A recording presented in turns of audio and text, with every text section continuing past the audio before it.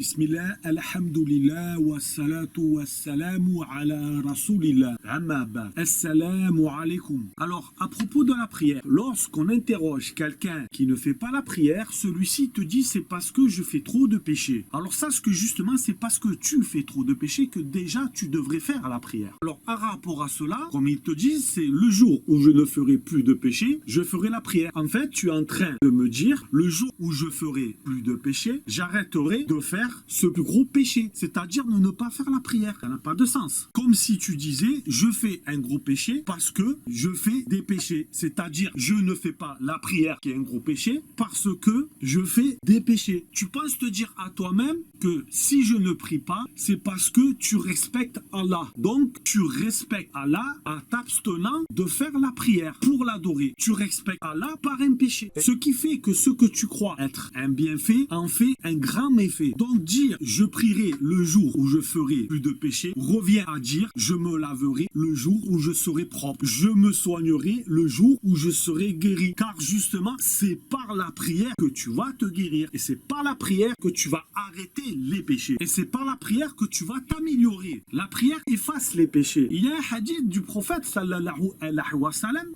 D'après Abu Huraira radiallahu an, le prophète sallallahu alayhi wa sallam a dit: voyez-vous, si l'un de vous avait devant sa porte un fleuve et qu'il s'y baigne 5 fois par jour, resterait-il une quelconque saleté? Ils ont dit: il ne va rester aucune saleté. Le prophète sallallahu alayhi wa sallam a dit alors: ceci est l'exemple des 5 prières par lesquelles Allah efface les péchés. rapporté par Al-Bukhari et Muslim. Subhanaka lahumma wa bihamdik ashhadu an la ilaha illa ant astaghfiruka wa atubu ilayk.